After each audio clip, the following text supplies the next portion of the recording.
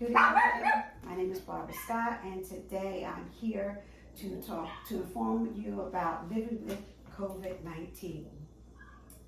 Now, this coronavirus of 2019 has lessened in severity, cannot be contained, and we're trying to prioritize to return to a normal life. Now, we're going to be talking about, I'll be showing you a short video, how we need to think about the future living with COVID-19. The governor's plan is meant to return life to normalcy while emphasizing prevention and also quick reactions in the event of a future surge called the off-ramp, on-ramp approach. The goals include stockpiling 75 million masks, maintaining the ability to administer at least 200,000 vaccinations and 500,000 tests a day, and maintaining the ability to add 3,000 medical workers within 3 weeks in surge areas. Masks won't be required, but will still be encouraged in many settings. The plan calls on schools to prepare for vaccine requirements regardless of mask mandates when needed. However, the plan does not have any metrics that would trigger those safeguards. This plan is supposed to help Californians live with COVID, although many folks are still waiting for more answers. We do need to think about the future and how are we going to live with it, you know? I don't know. I don't have the answers. All in all, I just hope that this all goes away soon.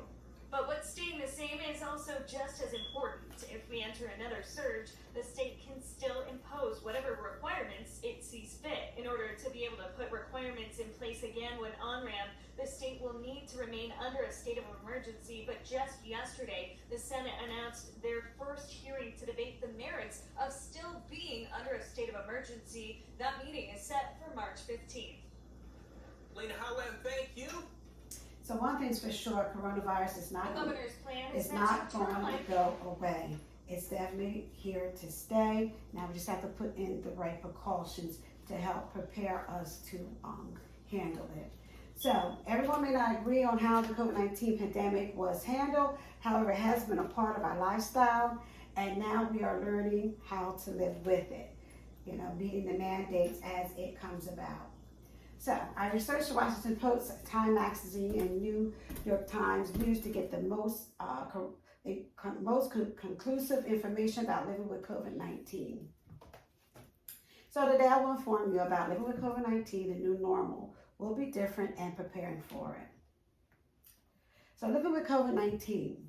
Since there was no vaccines and no treatments or tests, you were not able to tell if anyone was infected or not. So that's one of the problems. A person could be asymptomatic and you don't know it, and you're within their space, you can come in contact with it.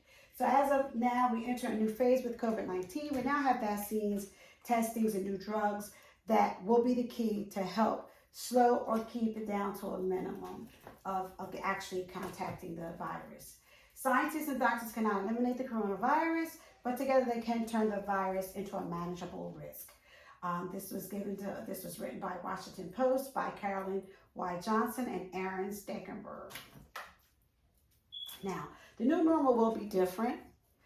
We have new medications that now can prevent COVID-19. COVID-19 is now preventable, treatable, and controllable. 30% of individuals with COVID-19 may not have symptoms yet, but it can still be spread to others. So that's why we need to be more precaution and follow the guidelines as according to the time frame. Now, the new normal means that first, vaccinated or not, it is our duty to not infect others. So that's why we want to keep ourselves masked up, vaccinated. All these are preventable measures of passing along the way.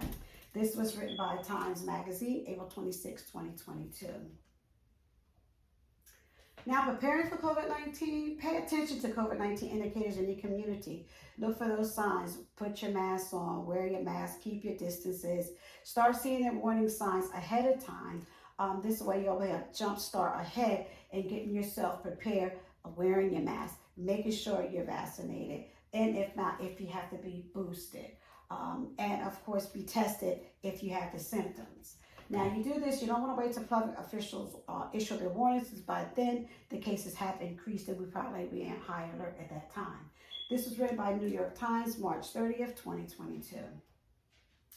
Now, one thing that is certain is the world would need to prepare the tools now to help control future waves and iterations of the virus and reduce their harm by vaccination, as I just mentioned before, antiviral pills, which now can be given, and other treatments and preventative measures, as you see, hand sanitizers, masks, getting tested, getting vaccinations. These are all preventative measures. Now, COVID-19 is attacking whoever it can latch on to. In the U.S., there's about 30,000 new cases, 15 new hospitalizations, and 400 new deaths per day due to COVID-19. Now, are there any questions? No questions? Okay, now I'm going to give you a little bit of the history of COVID-19 as I close out.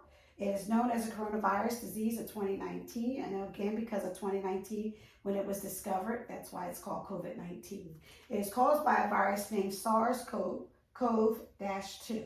It was discovered in 2019 in Wuhan, China. It's very contagious.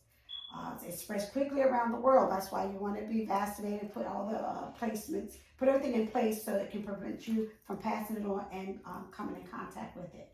COVID-19 most often causes respiratory symptoms that can feel much like a cold, a flu, or pneumonia. So again, you may have these similar symptoms. It may be COVID, it may not, so you want to get tested right away. So these are the things in the history of COVID-19 that I've shared with you. I hope you've got something out of it, and just pass it along, this information along the way.